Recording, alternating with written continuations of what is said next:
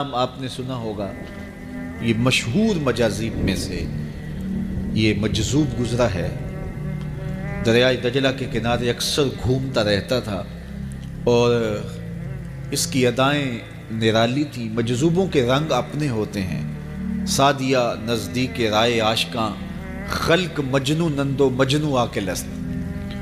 تو لوگ انہیں بے وقوف کہتی ہے، لیکن اہل عقل اور اہل تصوف انہیں دانا کہتے ہیں۔ اس لیے بہلول دیوانہ کہا جاتا تھا، لیکن بہلول دانا کہتے ہیں اہل خرد، کہ اصل حقیقی عقل تو ان کے پاس ہیں جو در محبوب تک پہنچ گئے۔ راس الحکمہ تے مخافت اللہ، حکمت اور دانائی کا سرچشمہ اللہ کا خوف ہے۔ تو جس کو اللہ کا خوف جتنا زیادہ ہوگا وہ اتنا زیادہ دانا ہوگا۔ تو یہ لوگ اسی راستے کے مسافر ہوتے ہیں، اور کسی تجلی کے وفور سے شیشہ عقل ٹوٹ جاتا ہے تو پھر ان کی کچھ حرکتیں غیر مرتب ہو جاتی ہیں، تو لوگ سمجھتے ہیں یہ دیوانے ہو گئے ہیں۔ اصل تجلیات کے وفور سے ان کے ہوش ٹکانے نہیں رہے، لیکن ان کے دل پر وہی تجلیات منعکس ہوتی رہتی ہیں، تو انہیں دیوانے کہہ دیا جاتا ہے، لیکن حقیقت میں یہ دانا ہوتے ہیں۔ ان کے اندر کی دنیا مرتب ہوتی ہے، لیکن باہر کی دنیا غیر مرتب ہوتی ہے۔ اٹھنے بیٹھنے کا کبھی پتہ نہیں ہوتا، کھا لیا تو لے لیا، نہیں کھایا تو دو دن گزر گئے۔ پہننے کو کچھ میسر آ گیا تو ٹھیک ہے، نہ میسر آیا تو کئی دن گزر گئے۔ تو ان کو اپنے ظاہر کا خیال نہیں ہوتا، ان کی نظر مشاہدہ جمال پہ ہوتی ہے، اور پھر یہ دنیا سے اور اپنے آپ سے بھی بے گانے ہو جاتے ہیں، اور لوگ انہیں دیوانہ کہہ کے پکارتے ہیں۔ ہارون الرشید گیا نا قبرستان کے قریب سے گزرا تو وہاں بہلول بیٹھا ہوا تھا۔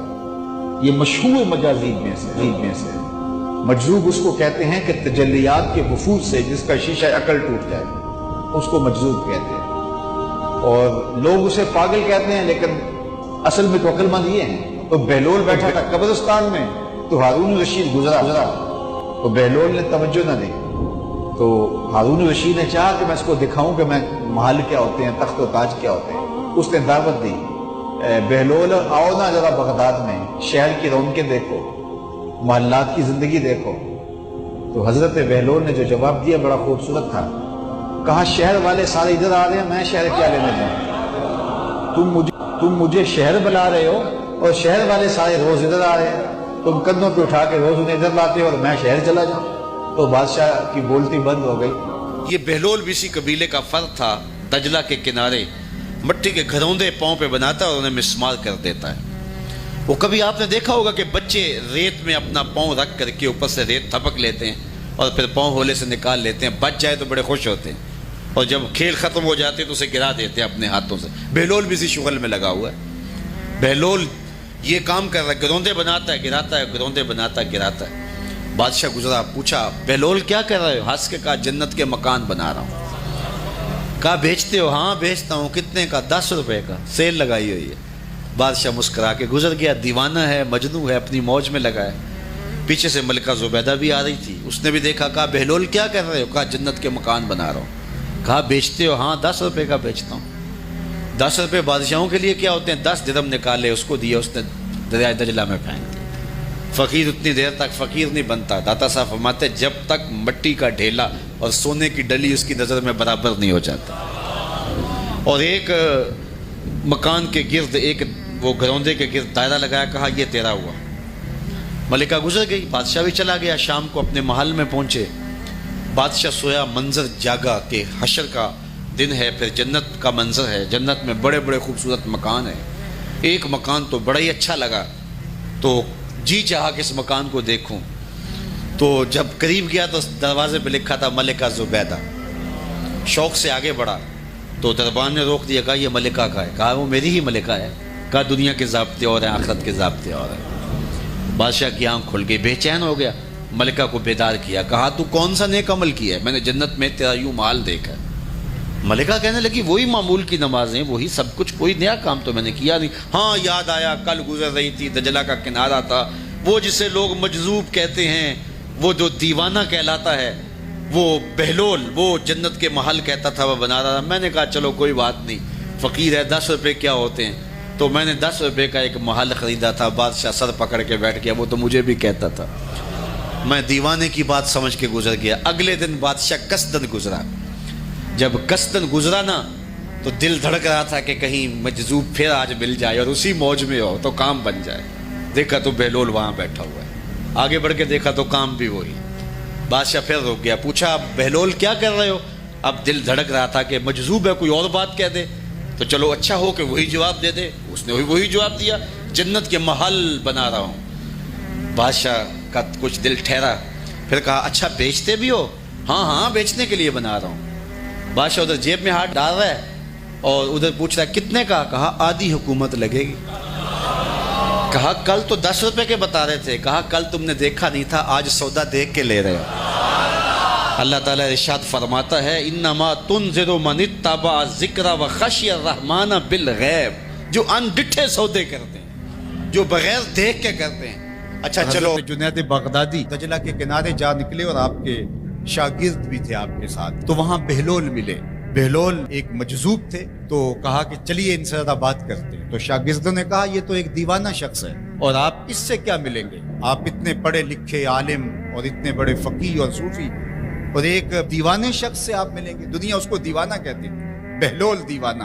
لیکن سادی بولے کہ سادیا نزدیک رائے عاشقاں, خلق مجنو نندو مجنو عاقل است, کا اصل تو عاقل یہ لوگ ہیں. تو خیر حضرت جنید بغدادی گئے اور بہلول کو سلام کیا. کہا کہ آپ کون ہیں؟ تو کہا میں جنید بغدادی.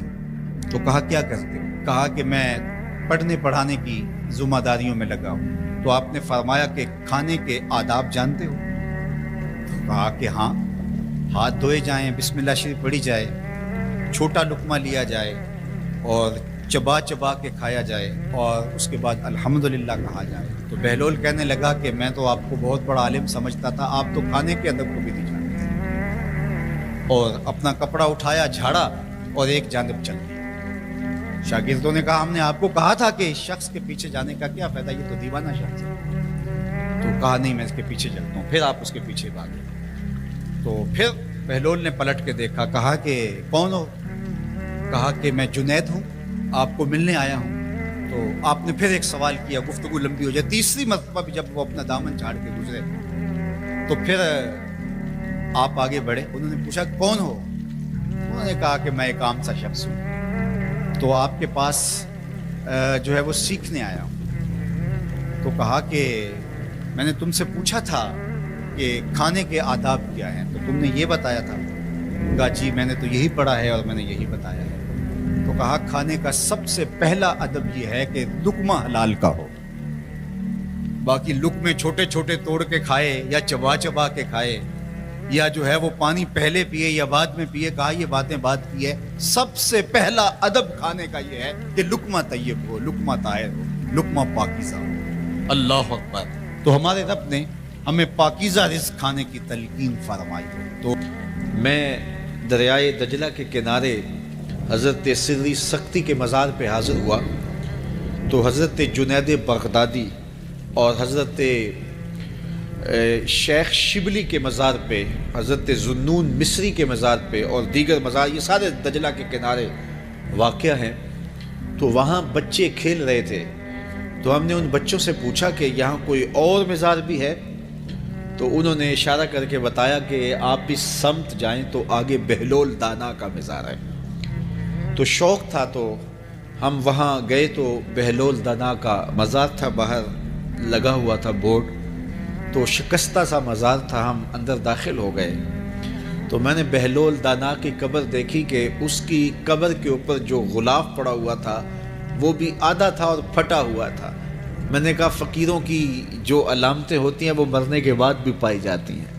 آج بھی مجذوبیت کا رنگ اس کی قبر پہ نمایاں ہے. اور میں نے دوستوں کو کہا جو میرے ساتھ تھے, میں نے کہا دیکھو کو جو ہوتے ہیں نا مجذوب, بعض کا کپڑے بھی واجبی ہوتے ہیں ان کے اوپر, تو یہ دیکھیے کہ اس کا غلاف بھی جو ہے وہ آدھا ہے اور وہ بھی جگہ جگہ سے پھٹا ہوا ہے.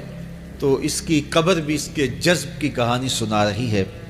تو یہ دریائے دجلہ کے کنارے گھومتا تھا اور لوگ اس سے ملتے تو جو اس کی زبان سے نکلتا وہ پورا ہو جاتا۔ تو ایک دن دریائے دجلہ کے کنارے یہ گھوم رہا تھا کہ ہارون رشید اپنے مکان کی، اپنے محل کی چھت پہ ٹہلتے ٹہلتے بہلول کو دیکھتا ہے، تو خادموں کو کہا کہ ذرا اسے میرے پاس حاضر کرو۔ شاہی حکم نامہ تھا، جو چھت کے اوپر خادم تھے انہوں نے اوپر سے ڈولی پھینکی اور نیچے والوں کو اشارہ دیا، انہوں نے بہلول کو پکڑا اور ڈولی میں رکھ دیا، اوپر والوں نے رسیاں کھینچ لی۔ 2 لمحوں کے بعد بہلول بادشاہ کے سامنے تھا۔ تو بادشاہ نے بہلول سے کہا کہ بہلول ایک بات تو بتاؤ۔ کہا پوچھئے۔ کہا آپ خدا تک کیسے پہنچے ہو؟ تو بہلول نے مسکرا کے کہا جیسے آپ تک پہنچا۔ علامہ اقبال نے جو مرد کلندر کی نشانیاں بتائی ہیں ان میں سے ایک نشانی یہ ہے، بات میں سادہ و آزادہ، معانی میں دقیق، کہ اس کی بات بہت لمبی اور لچھے دار اور گچھے دار نہیں ہوتی، سیدھی سیدھی بات ہوتی ہے لیکن سیدھی روح میں اترتی ہے، مختصر اور جامع کلام کا حامل ہوتا ہے اللہ کا بندہ۔ تو کہا کہ بادشاہ جیسے آپ تک پہنچا ہوں۔ تو بادشاہ کا تو خیال تھا کہ کوئی بڑی باریک بینی سے کوئی فلسفہ بتائے گا، لیکن یہ 2 لفظوں میں اس نے کہہ دیا جیسے آپ تک پہنچا۔ بادشاہ نے کہا میں نہیں سمجھا۔ کہا بات تو سادہ سی ہے، تیری عقل میں نہ آئے تو میں کیا کر سکتا ہوں؟ کہا حضرت آپ سمجھا دیجئے۔ تو بہلول نے کہا کہ حضرت میں خود آنا چاہتا تو دیوان خانے میں جاتا، درخواست لکھ کے لے جاتا، پھر جمع ہوتی، پھر کئی واسطوں سے ہوتے ہوئے آپ تک پہنچتی، آپ پھر مجھے وقت دیتے ملاقات کا، 6 ماہ بعد، سال بعد۔ اس وقت پہ میں تیار ہو کے ملاقات کرنے آتا، آپ کے کوئی شاہی مہمان آ جاتے تو پھر ملاقات منسوخ ہو جاتی، پھر بھی آپ کی مرضی ملاقات ہوتی نہ ہوتی، میں چاہتا تو مہینے سال لگ جاتے، لیکن ملاقات پھر بھی آپ کی مرضی پہ، اور جب آپ نے چاہا ہے تو 2 گھڑیاں بھی نہیں لگی۔ تو کہا بندہ چاہے تو کروڑوں سال بھی بیت جائیں، اس کے قرب کی کوئی انتہا نہیں ہے، لیکن جب وہ چاہے تو 2 گھڑیاں بھی نہیں لگتی۔ مانا کہ محبت کے سفر میں ہر گام پہ 100 مشکل ہے، لیکن یہ سفر آسان بھی ہے اگر ساتھ تمہارا ہو جائے۔ تو کہا کہ قل ان کنتم تحبون اللہ فاتبعونی یحببکم اللہ، کہ اگر تم اللہ سے محبت کرتے ہو تو آسان طریقہ تمہیں بتا دیتے ہیں، میرے محبوب کی چوکھٹ پہ آ جاؤ، اللہ اکبر، جس کو تم ڈھونڈنے نکلے تھے وہ تمہیں وہاں مل جائے گا، اور تم اس سے محبت کا دعویٰ رکھتے تھے وہ تم سے محبت کا دعویٰ کرے گا، اور پھر جب تم اس کے محبوب ہو جاؤ گے تو پھر جو تم کہو گے وہ کیوں نہیں ہوگا، کیونکہ محبوبوں کی تو بات مانی جاتی ہے۔ کوئی جزیرہ تھا، وہاں کا سیاسی نظم یہ تھا کہ سال کی آخری تاریخ کو جو ان کا موجودہ بادشاہ ہوتا اس کو جنگل میں چھوڑتے اور نیا بادشاہ لینے کے لیے وہ ساحل پہ آ جاتے۔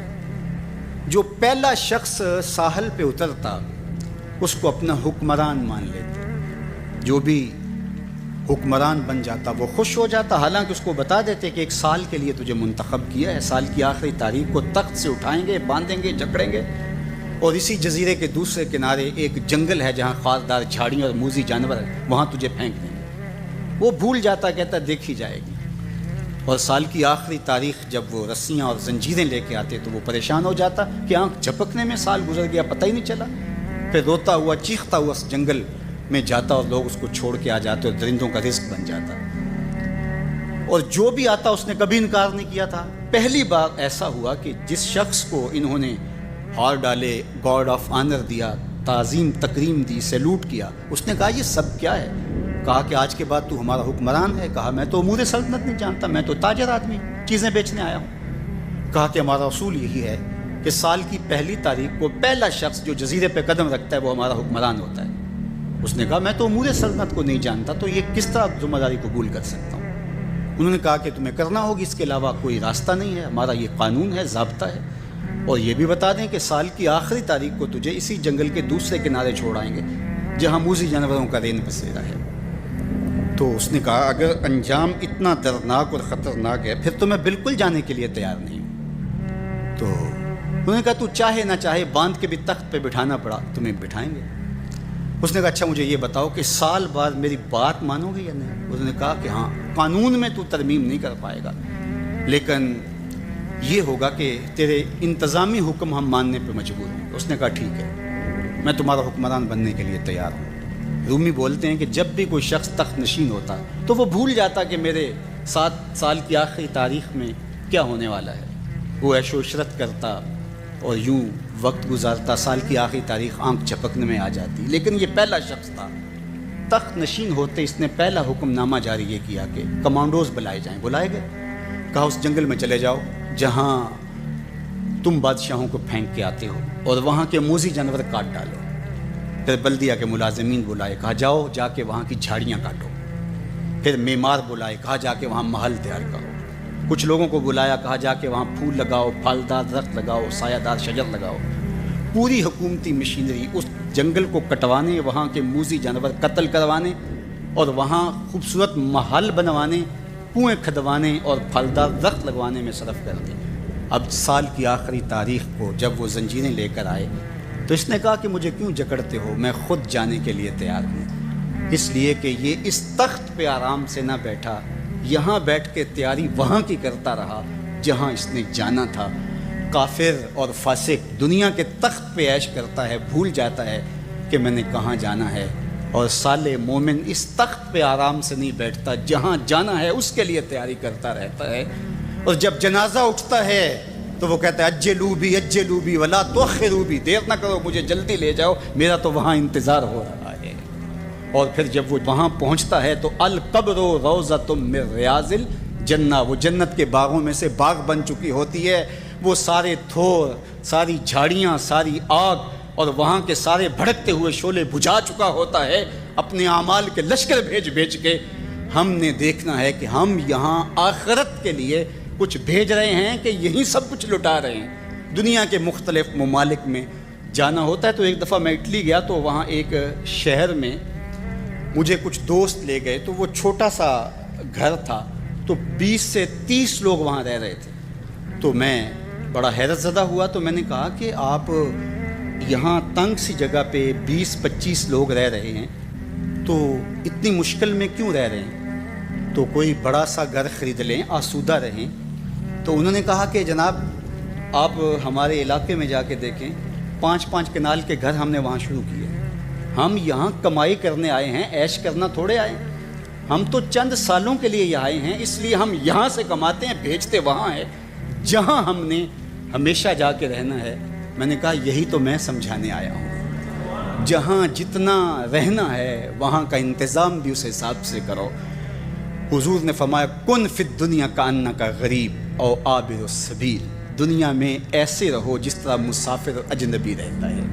دنیا پر جینا لگا کے بیٹھ جاؤ، چند دن کے لیے آئے ہو، یہ آخرت کی کھیتی ہے، دار العمل ہے، وہ آخرت دار الجزا ہے۔ تو قبل اس سے کہ وہ وقت آئے ہاتھ ملتے رہ جائیں، توبہ کا در کھلا ہے، سورج ابھی مغرب سے طلوع نہیں ہوا، اللہ کی رحمتیں برس رہی ہیں، اٹھے ہوئے ہاتھ وہ موڑتا نہیں، خالی نہیں پھیرتا۔ تو اس کی دہلیز، اس کا در، اس کی چوکھٹ نہ چھوڑنا، اور آج غور کرنا کہ ہم کھڑے کہاں ہیں۔ اور کائنات کا سارا حسن حضور کے قدموں میں ہے۔ تو کہا محبوب مجھے قسم تیرے زمانے کی، انسان خسارے میں ہے۔ اب انسان تو خسارہ ماننے کو تیار نہیں ہے۔ وہ کہتا میں تو خسارے میں نہیں ہوں، میں تو ہواؤں کے دوش پہ اڑتا ہوں، میں تو کائنات کو نقشچیر بنایا ہوا ہے، زمانہ میرا باج گزار ہے، ستاروں پہ کمندے میں ڈال چکا ہوں، میں اپنی زندگی کو آسائشوں سے بھر لیا ہوا ہے۔ کہاں وہ گھاس پھوس کے جھونپڑے اور کہاں عالی نصب کوٹھیاں، کہاں کھانے کے لیے نان شبینہ بھی میسر نہیں تھا، اور کہاں اتنے کھانے کہ انتخاب مشکل ہو جاتا ہے، کہاں پیوند لگے ہوئے کپڑے اور کہاں اتنے لباس ہیں کہ بدلنے کی باری نہیں آتی ہے۔ تو میں تو خسارے میں نہیں ہوں، میں تو ہواؤں کے دوش پہ اڑتا ہوں، میں تو سمندر کی تہوں میں اتر جاتا ہوں، میں تو پوری دنیا کو گلوبل ولیج بنا لیا ہوا ہے، میں تو کائنات کا سارا حسن کشید کر لیا ہے، میں تو خسارے میں نہیں ہوں۔ اللہ کہتا ہے محبوب مجھے قسم تیرے زمانے کی، یہ خسارے میں ہے، یہ خسارہ ماننے کو تیار نہیں، اور اللہ کہتا ہے محبوب مجھے تیرے زمانے کی قسم، یہ خسارے میں۔ تو امام راضی فرماتے ہیں آپ فرماتے ہیں جو خسارہ ہے یہ انسانیت کا ہے. اگر یہ ہواؤں کے دوش پہ اڑتا ہے تو یہ انسان کا کمال نہیں ہے. یہ تو چڑیا بھی اڑتی ہے, یہ تو مکھی بھی اڑتی ہے. اگر یہ پانی میں تیرتا ہے تو یہ تو مچھلی بھی تیرتی ہے. اگر اس نے آسائشیں اور سہولتیں اپنے لیے تلاش کر لی ہیں تو وہ تو دوسری مخلوقات کو بھی حاصل ہے. تو انسان کا خسارہ ہے, انسان کا. یہ جو عروج جس کی یہ کہانی سنا رہا ہے یہ حیوانیت کا عروج ہے. اس کی انسانیت کہاں گئی؟ ہواؤں کے دوش پہ تو اڑتا ہے لیکن من کی دنیا سے تو ناآشنا ہے. یہ ستاروں پہ کمندے تو ڈال رہا ہے, ہمسائے کی تو خبر نہیں سے. یہ دنیا کے اوپر بڑا باخبر شخص ہے لیکن اسے جو ہے وہ اپنے من کی خبر بھی نہیں ہے. ہمارا نرم رو قاصد پیام زندگی لایا, خبر دیتی تھی جن کو بجلیاں وہ بے خبر نکلے. یہ تو من سے ناآشنا ہے. کہاں گئی اس کی انسانیت؟ یہ ہواؤں میں اڑتا ہے, اگر چاند کی چھاتی پہ قدم رکھ چکا ہے وہاں سے خاک لا کے دکھاتا پھرتا ہے کہ یہ میں نے جو چاند سے خاک جو ہے وہ اکٹھی کی تھی اور یہ دیکھو میں تمہارے سامنے رکھ رہا ہوں. تو زمین پہ پہلے تھوڑا بوجھ تھا کہ اور خاک لے آیا. انسانیت کو اس کا کیا فائدہ ہوا؟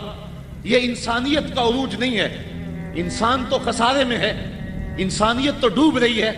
گھر کی آگ بجھی تو کچھ سامان بچا تھا جلنے سے, سو وہ بھی ان کے ہاتھ لگا جو آگ بجھانے آئے تھے. اس کی انسانیت کہاں گئی؟ یہ بھائی ہو کے بھائی کا گلا نہیں کاٹ رہا. کہاں گئی اس کی انسانیت؟ کہا محبوب مجھے قسم ہے تیرے زمانے کی یہ خسارے میں ہے. اور قسم محبوب کے زمانے کی اس لیے فرمائی کہ محبوب کے زمانے میں انسان عروج پہ تھا, انسان نقطہ کمال پہ تھا. اس دور کا انسان دیکھنا ہو تو ابو بکر و عمر کو دیکھو. تو کہا محبوب مجھے قسم تیرے زمانے کی یہ انسان خسارے میں. اگرچہ یہ ہواؤں کے دوش پہ اڑتا ہے لیکن اس کی انسانیت لٹ چکی ہے. اور اگر اس نے انسان دیکھنا ہے تو محبوب آئے تیرے دور میں. یہ تو بھائی بھائی کا گلا کاٹ رہا ہے, خون سفید ہو گیا. ایکسیڈنٹ میں جو بچ جاتے ہیں وہ مرنے والوں کی گھڑیاں اتارتے ہیں. اس کی تو حالت انسانی جو ہے وہ برباد ہو چکی ہے. لیکن حسن دیکھنا ہے انسانیت کا تو آئے تیرے دور میں. جب ایک شخص زخموں سے چور تڑپ رہا ہے اور کہتا ہے آج ہائے مجھے پیاس لگی, ایک بندہ کہیں سے پانی کا پیالہ لیے اس کی پیاس بجھانے کے لیے آگے بڑھتا ہے اور اس کو پانی دیتا ہے اور وہ بھی ہونٹوں تک لے آتا ہے کہ دوسری طرف سے آواز آتی ہے آج, تو یہ پیالہ اسی وقت پیچھے کر دیتا ہے اور کہتا ہے میرے بھائی کو شاید زیادہ پیاس لگی ہے, پہلے اسے دے دو مجھے بعد میں دینا.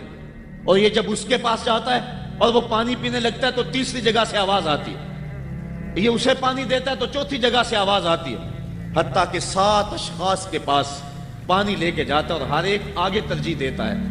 اور جب وہ 7ویں شخص کے پاس پہنچتا ہے تو پہلے کے کرانے کی آواز بڑھ جاتی ہے. یہ کہتا ہے پیچھے بھاگ, پہلے اسے پانی دے. اور جب یہ پلٹ کے آتا ہے تو اس کی روح پرواز کر جاتی ہے. پھر دوسرے کے پاس جاتا ہے تو اس کی روح پرواز کر جاتی ہے. پانی کا ایک پیالہ اور 7 آدمی زندگی اور موت کی کشمکش میں, نزا کا عالم, اور ایک دوسرے کو ترجیح دے رہے ہیں. کہا یہ تھا حسن انسانیت کا. محبوب جو تیرے زمانے میں تھا مجھے قسم تیرے زمانے کی یہ انسان خسارے میں ہے. اگر خسارے سے بچنا ہے تو دامن محمد کا تھامنا ہو. الا الذین آمنوا کا بیان اس پہ گواہی دے رہا ہے. تو یہ انسان کا خسارہ ہے, انسانیت کا خسارہ ہے. شیخ زادہ نے بیضاوی کے حاشیے میں ایک اور خسارے کا پہلو بیان کیا حضرت علی المرتضیٰ رضی اللہ تعالی عنہ سے. آپ فرماتے ہیں خسارہ یہ ہے, یہ انسان کی جو سانسیں ہیں, ہم لمحہ لمحہ سمجھتے ہیں کہ ہم بڑے ہو رہے ہیں لیکن ہم موت کے قریب ہو رہے ہیں. یہ سانسیں موت کی طرف بڑھنے والے قدم ہیں. تو یہ ہے انسان کا خسارہ جو اپنی سانسوں کے ذریعے کر رہا ہے. امام راضی لکھتے ہیں کہ ایک شخص پھٹے پہ رکھ کے برف بیچ رہا تھا اور ایک بزرگ کہتے ہیں کہ مجھے ان الانسان لفی خسر کا ترجمہ سمجھ میں نہیں آتا. جب اللہ کرم نوازی فرمانے لگے تو پھر ہدایت کے سامان اس کے لیے بنتے چلے جاتے ہیں, اور جب کسی کی بہتری کا اللہ ارادہ نہ کرے تو اسے قرآن سے بھی ہدایت نہیں ملتی. تو وہ کہتے ہیں میں گیا بازار میں, سمرقند کا بازار تھا, وہاں ایک آدمی پھٹے پہ رکھ کے برف بیچ رہا تھا اور آواز کیا لگا رہا تھا, توجہ چاہوں گا, کہہ رہا تھا ارحموا من یذوب راس مالہ, اور میرے پہ رحم کرو، مجھ سے برف لے لو۔ اگر تم نے برف خریدنے میں دیر کر دی تو میں کمائی کیا کرنی ہے؟ جو میں نے پیسے لگائے ہیں وہ بھی میرے لٹ جائیں گے، میرا راس المال بھی برباد ہو جائے گا، کیونکہ برف ایسا سودا ہے کہ اگر گاہک وقت پہ نہ پہنچے تو نقصان ہو جاتا ہے۔ کوئی اور چیز ہے، آج نہیں بکی تو کل بیچ لیں گے، کل نہیں تو پرسوں بیچ لیں گے، لیکن برف کا اگر گاہک وقت پہ نہ آیا تو کمائی کیا کرنی ہے؟ راس المال بھی لٹ جائے گا۔ تو وہ جانے والوں کو کہہ رہا تھا ارحموا من یذوب راس مالہ، اور میرے پہ رحم کرو، مجھ سے برف لے لو، اگر تم نے دیر کر دی تو میرا اثاثہ بھی لٹ جائے گا، میرا راس المال بھی برباد ہو جائے گا۔ تو وہ بزرگ فرماتے ہیں جب اس نے یہ بات کہی تو مجھے ان الانسان لفی خسر کا ترجمہ سمجھ میں آ گیا۔ میں نے کہا کہ ہم بھی اپنے سانسوں کی برف کو پگھلا رہے ہیں، اور قطرہ قطرہ جس طرح برف پگھلتی ہے، سانس سانس کر کے زندگی پگھل رہی ہے۔ اگر جلدی جلدی ان سانسوں کے بدلے میں نیکیاں لے لیتے ہیں تو یہ زندگی بچ جائے گی، ورنہ یہ زندگی برف کی طرح پگھل رہی ہے۔ ان الانسان لفی خسر، انسان خسارے کا سودا کر رہا ہے، لمحہ لمحہ موت کے قریب ہو رہا ہے، یہ سمجھ رہا ہے میں بڑا ہو رہا ہوں لیکن یہ چھوٹا ہو رہا ہے۔ جب گنتی الٹی شروع ہو جائے تو کام جلدی زیرو پر آ جاتا ہے، کسی کی 60 سے، کسی کی 70 سے، کسی کی 100 سے گنتی الٹی شروع ہے، اور لمحہ لمحہ ہم موت کی طرف بڑھ رہے ہیں۔ یہ انسانیت کا خسارہ ہے۔ ایک مفسر ہوا تبا تبائی، ہے تو ویسے ڈاماڈول لیکن بات بڑی پتے کی لکھ گیا۔ وہ کہتا ہے خسارے کا ایک اور پہلو بھی، اور اس پہ میں آپ کی تھوڑی سی توجہ بھی چاہوں گا۔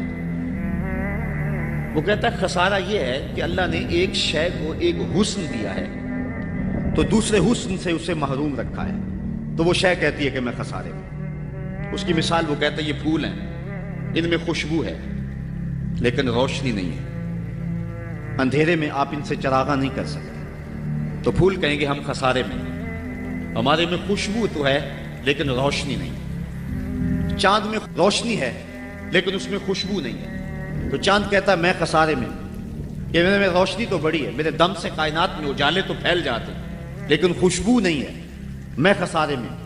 ایک بچہ کہتا ہے میرے میں بچپنے کی معصومیت تو ہے لیکن جوانی کا پاکپن نہیں ہے، لہٰذا میں خسارے میں۔ ایک جوان کہتا ہے میرے میں جوانی کا حسن تو ہے لیکن بڑھاپے کا تجربہ نہیں، لہٰذا میں خسارے میں۔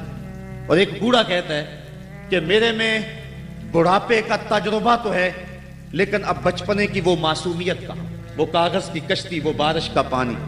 اور اقبال کہتا ہے، آپ کے شہر اقبال میں آیا ہوں، وہ کہتا ہے کہ جنبش زنجیر در سے لطف آتا تھا مجھے، وہ کنڈی بھی ہلتی تھی تو اس سے بھی لطف آ جاتا تھا، آج تو نغمے بھی نہیں نہ بہلاتے، لیکن اس بچپن میں کنڈی کے ہلنے سے بھی لطف آ جاتا تھا تو غم بھول جایا کرتے تھے۔ وہ کیا کسی نے کہا تھا کہ اپنے جل جانے کا بھی احساس نہیں تھا، جلتے ہوئے شعلوں کو چھیڑا کرتے تھے، اب تو ایک آنسو بھی رسوا کر جاتا ہے، بچپن میں جی بھر کے رویا کرتے تھے، اب تو وہ رونے کا حسن بھی نہیں نہ رہا۔ تو کہا کہ میرے پاس بڑھاپے کا تجربہ تو ہے لیکن بچپنے کی معصومیت نہیں ہے، لہٰذا میں خسارے میں ہوں۔ ایک شخص زندہ دار کہتا ہے کہ میرے پاس سحری کے آنسو تو ہیں لیکن علم کا بانکپن نہیں ہے، اور ایک عالم کہتا ہے کہ میرے پاس علم کے کمال تو ہیں لیکن تہجد کے سجدے نہیں ہیں، لہٰذا میں خسارے میں ہوں۔ بلبل کہتی ہے میرے لہجے میں تو حسن ہے لیکن میرے بازوؤں میں طاقت نہیں ہے، لہٰذا میں خسارے میں ہوں۔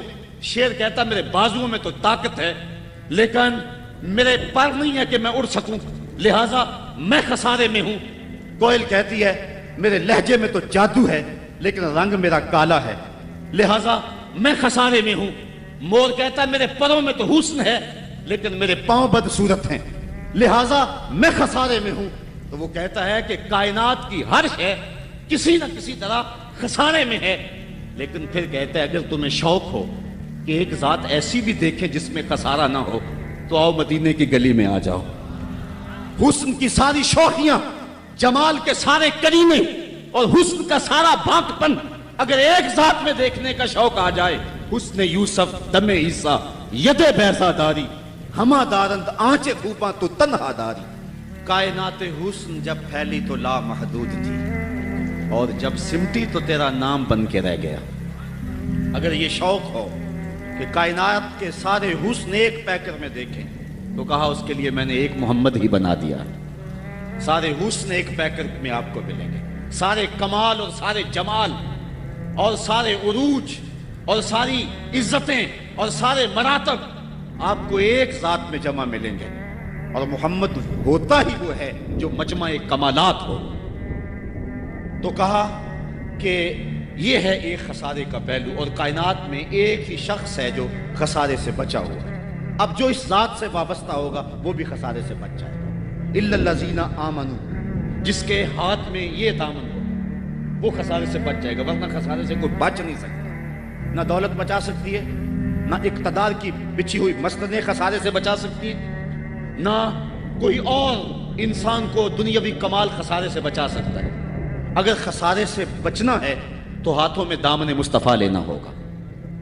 وہ کبھی آپ نے دیکھا ہوگا، اب تو وہ دور بدل گیا ہے، وہ چکی ہوتی تھی جس میں وہ گندم پیستے ہیں، مختلف چیزیں، تو اس کے دو پتھر ہوتے ہیں، ایک نیچے والا ساکن، اوپر والا متحرک، تو درمیان میں اس کے ایک کلی ہوتی ہے جس کے ارد گرد اس کو گھماتے ہیں، تو وہ جو دانے ہیں وہ درمیان خالی جگہ میں ڈالتے ہیں، اس کو گالا کہتے ہیں، اس میں ڈالتے ہیں اور پھر اس چکی کو گھماتے ہیں، تو جو دانے اس مرکز سے، اس کلی سے ہٹ جاتے ہیں وہ پس جاتے ہیں، اور جو اس کلی سے لگ کے رہتے ہیں وہ بچ جاتے ہیں۔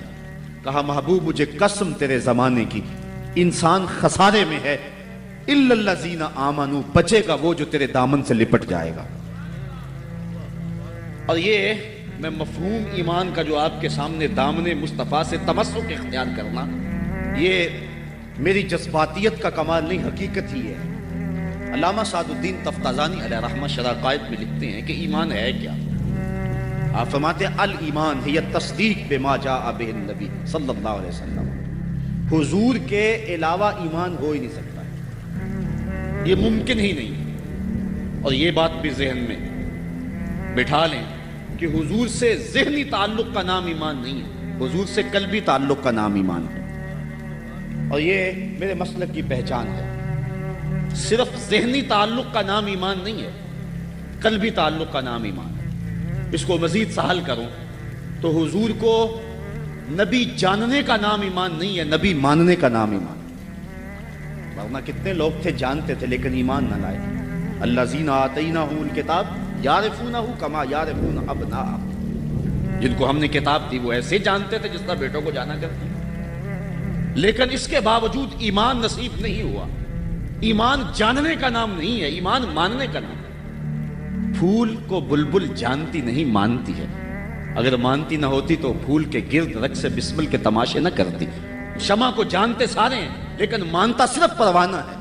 تو ایمان جاننے کا نام نہیں ہے، ایمان ماننے کا نام ہے۔